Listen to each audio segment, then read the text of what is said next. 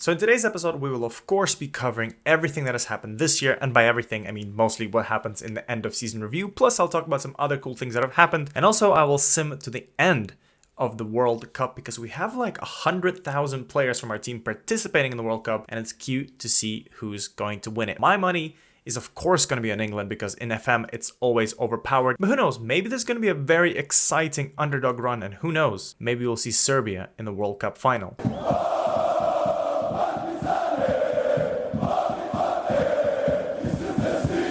However, we're going to find out about this in a few months, but for now, let's go over some really cool stuff. Like, look at this, we had plenty of cool transfers. We've broken records for the highest fee paid, we've signed world-class players, and the transfer window last year was absolutely immense. But first of all, the club thinks, and I think as well, that the signing of the year goes to Ederson, who signaled our foray into signing the best players in the world.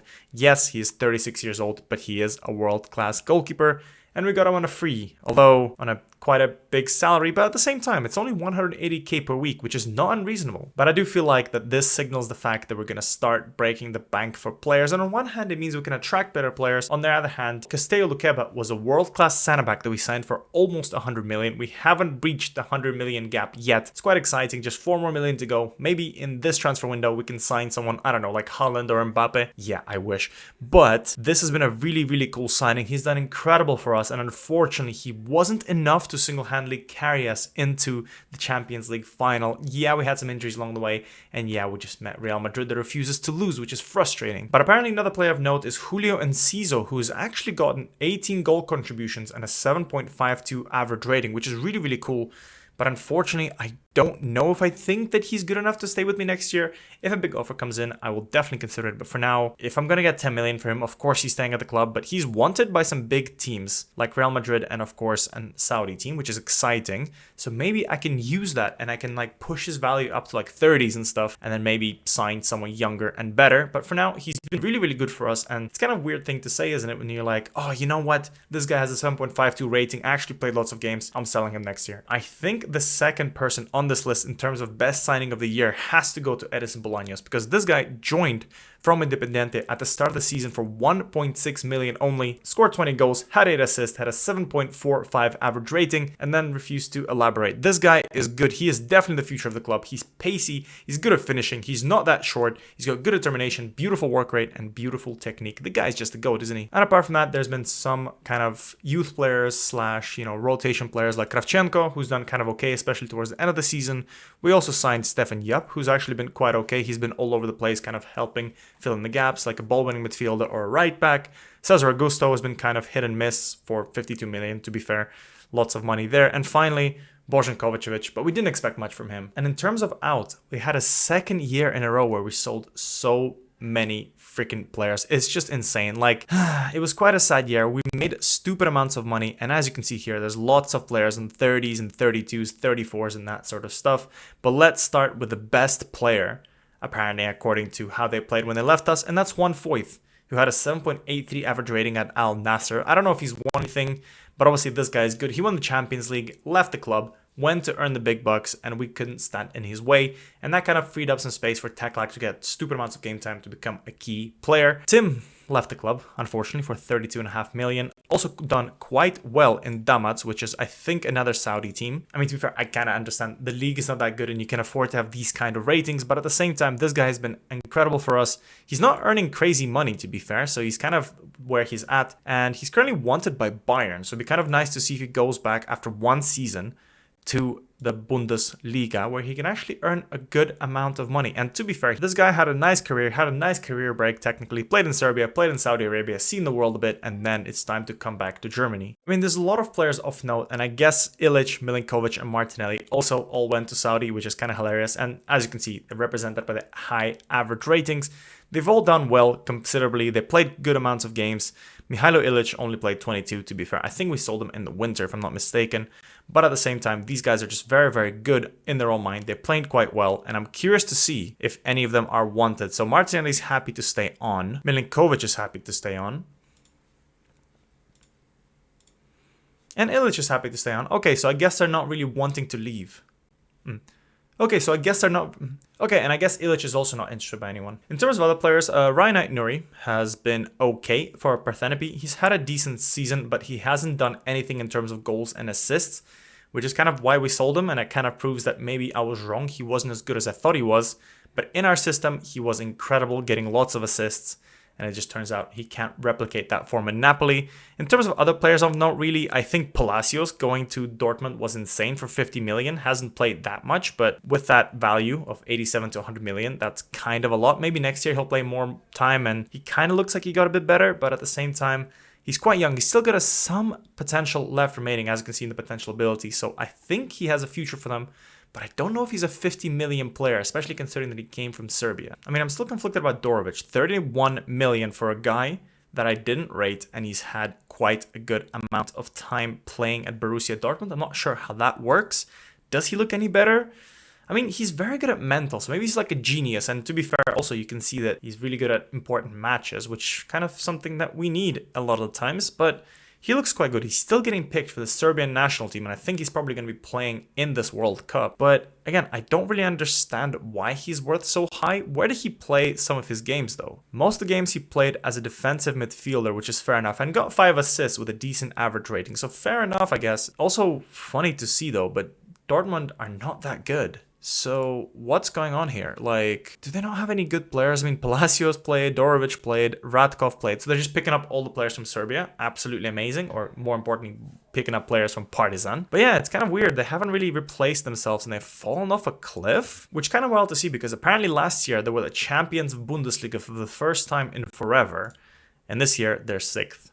So at least they're in the Conference League. Martin Vitek had an okay season, did kind of okay at Newcastle, played lots of games, was there to do good things. How well is Newcastle doing? I think they're also actually in the... Oh no, they're in the Europa League this time because lots more teams get in the Champions League this year. And they're currently managed by a guy called Matthias Damm, but he looks kind of familiar. I wonder what his name is. And I guess the final person of note is Daniil Hudikov. The man is an absolute goat. We sold him for 35 million. He wanted to leave. He wanted to play in the Premier League, and I guess he got what he wanted. And also, funnily enough, I forgot to mention, he got the 3rd place for the best goalkeeper in the world, which is absolutely amazing, especially considering that this was during our time at Partizan. So he's thankful for me. He's having a great career at Crystal Palace, and I just clocked this. He won the FA Cup, and he won the Europa League with Crystal Palace. This guy is just a serial winner. But yeah, lovely to see him. He's still somehow not comfortable playing in important matches, but he looks great. Maybe I can bring him back at some point down the line. I love this guy so much. And as you guys can see, he's getting lots of trophies regardless, with me or without me. But I am wondering though, how does Crystal Palace look like? They look maybe potentially a bit overpowered. Obviously Hudikov in goal, and Mitchell's still there.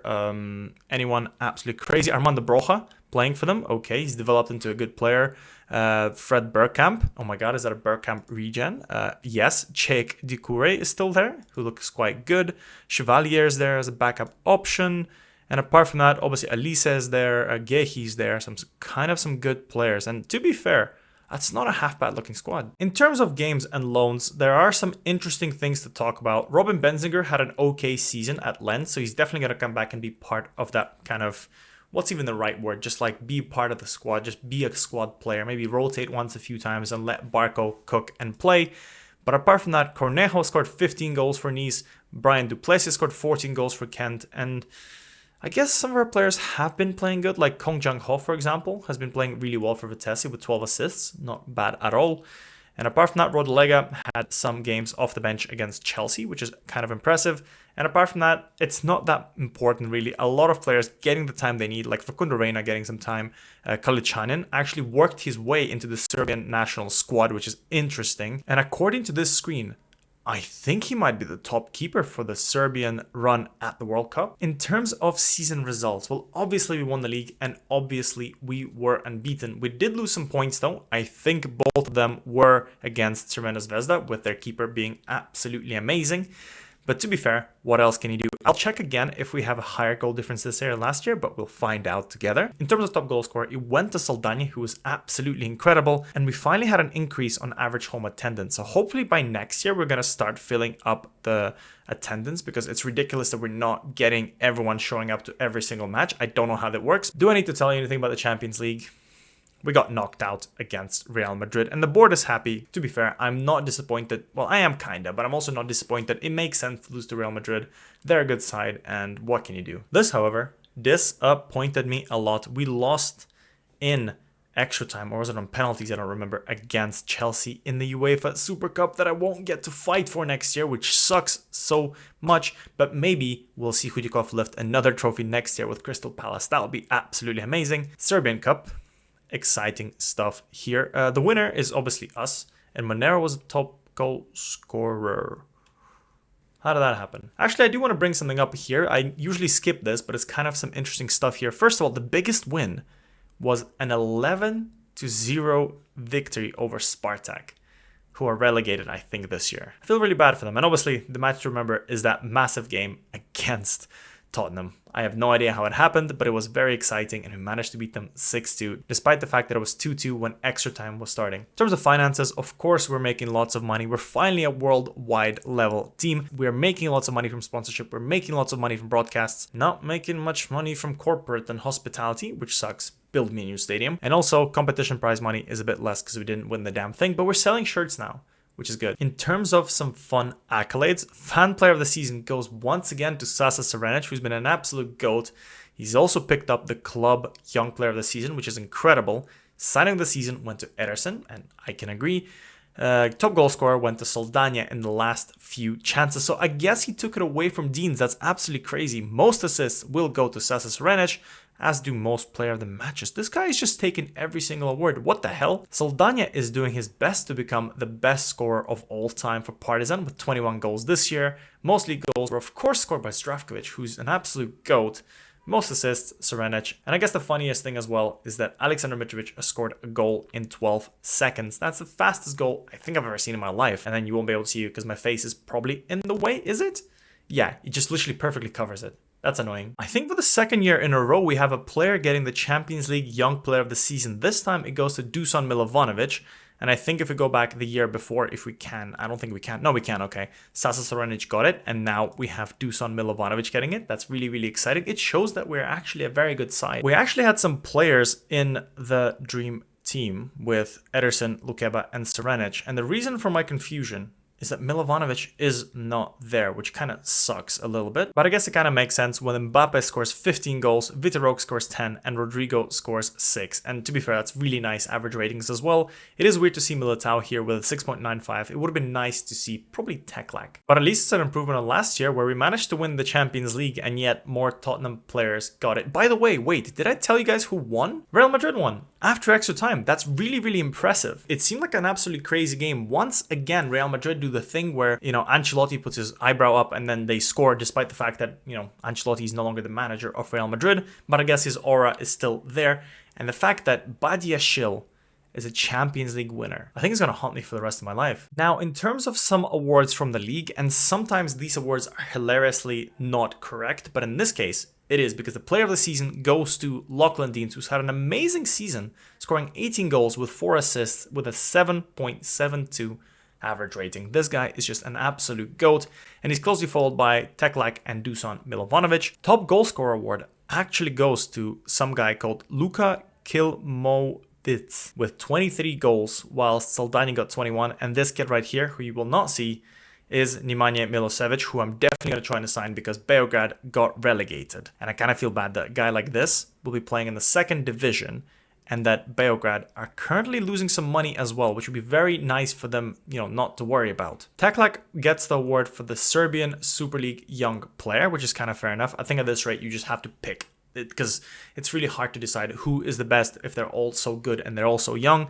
Obviously, I win the manager of the season because I'm an absolute GOAT. And this is my favorite page once again. We have a bit more players this year than last year, with actually 4 or 5 players from our team being there. And Albion, Conceição, and Hwang Imbom from Crvena Zvezda still being present, which is kind of interesting to see. Although, to be fair, Albion, whatever his name is, actually kind of deserves it. He's been absolutely amazing. And I think he's actually won the Golden Glove, if I'm not mistaken. Yeah, he's won the clean sheets, and actually second place was Lucas Gabriel, which is hilarious. But in terms of other stats, as you can see here, lots of goals were scoring all over the place, but the average ratings go all to us. Literally, the top 6 players are over 7.6, which is absolutely stupid. But yeah, let's quickly do a club review in terms of who scored, who assisted, who played, who's done incredible, and who may or may not be here next year. So as you guys will remember, we had 4 or 5 players chasing for that chance to be the club top goal scorer. Obviously, Saldani won in the last minutes, but Lachlan Deans could have gotten it, Milovanovic could have gotten it, Bolaños could have gotten it, Vivieras could have gotten it. Lots of players there, and to be fair, I did not even realize Milovanovic had 39 goal contributions in 34 games as a starter and 8 off the bench. In 42 games, he had 39 goal contributions. That's absolutely insane. In terms of assists, obviously Serenic is cooking and doing absolutely incredible stuff, followed by Milovanovic, Teklak, Estevao, and Enciso, which is funny to see that Estevao is still here because he had so many injuries this year, and yet he is once again in double digits for both goals and assists. This guy can cook.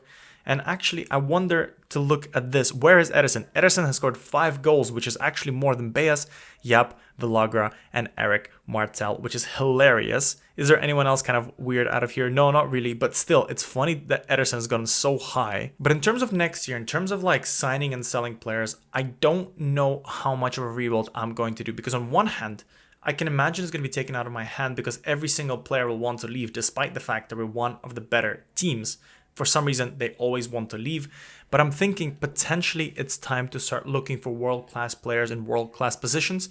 And I've already signed one world-class center mid, which I will tell you about in a second. But potentially players like Martel might have to go, Perdanovic might have to go. I'm still on the fence with Juan David Vivieros, who has been kind of okay. But if you look at his goal-scoring stats over the years, they're not as high as he should be doing, especially considering that he does start very often at the start. So I don't know why he's not scoring as much as I want him to. So it's kind of giving me vibes of Popovic, where it's like, is it time for me to move him on?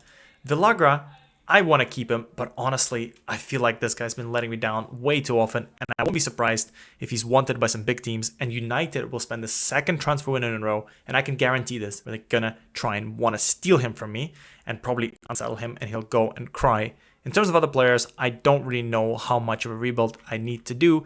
Realistically, I need to focus on the midfield 3. So like I said, I did sign a world-class midfielder, which I will tell you guys in a second, like I said.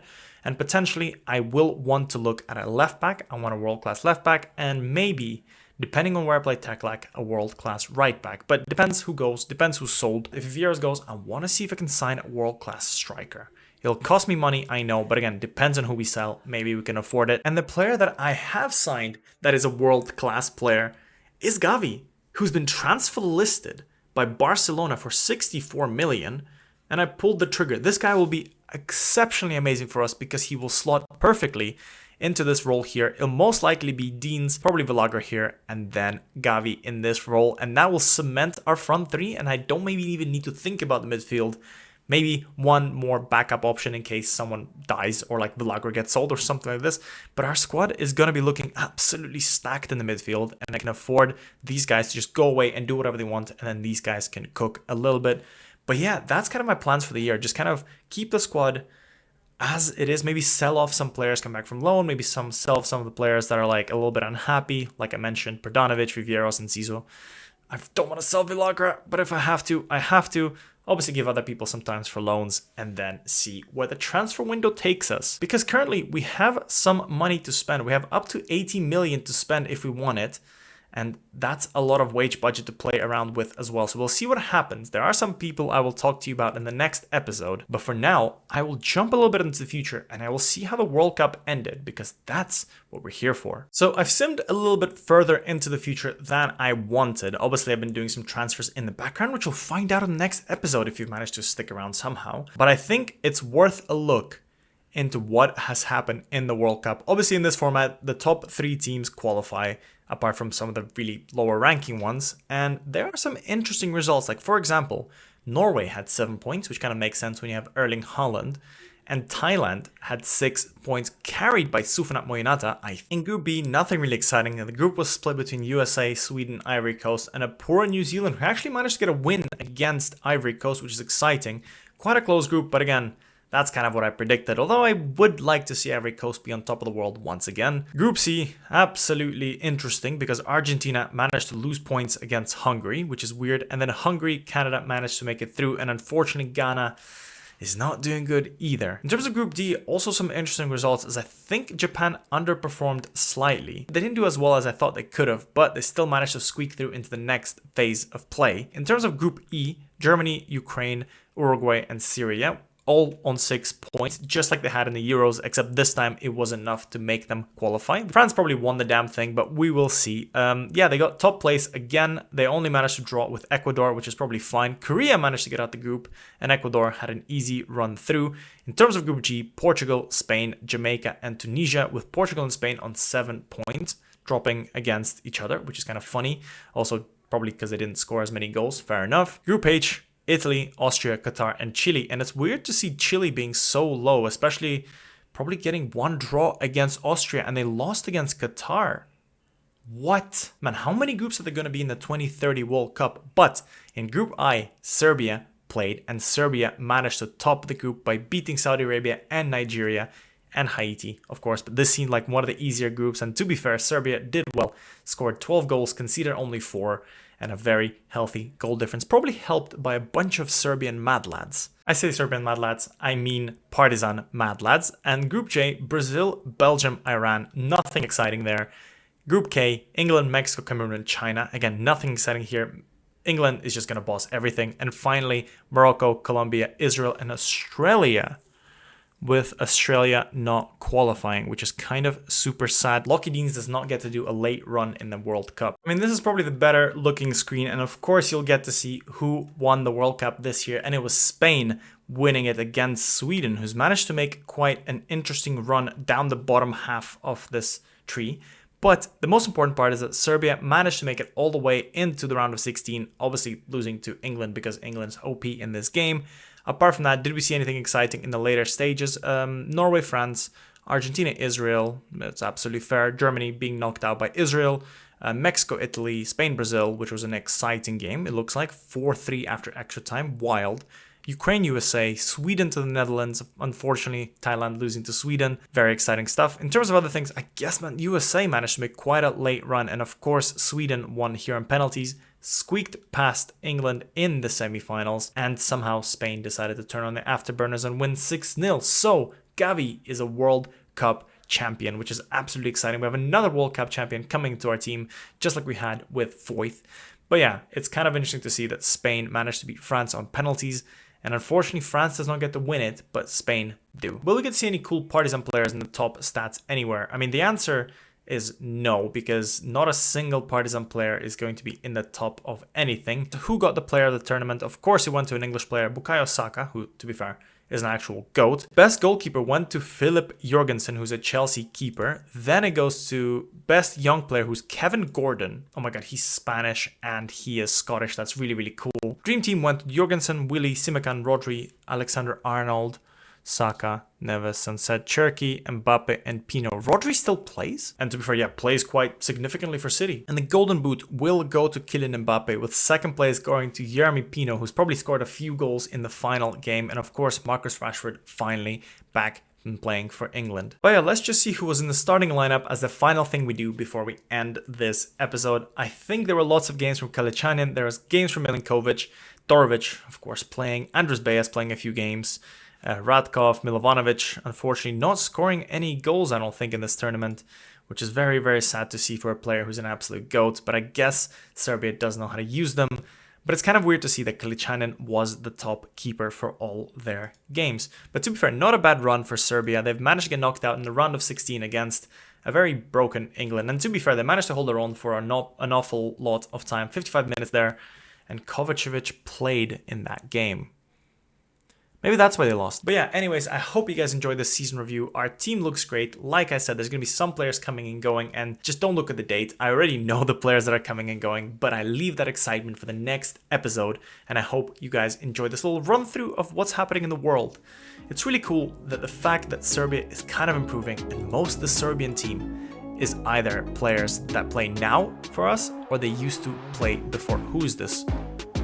Oh Oh my god, there's a guy from Vojvodina. Sign him now. Anyways, I hope you had a great one. I'll see you in the next episode. And there will be some very exciting transfers. So please go and watch that. Bye, guys.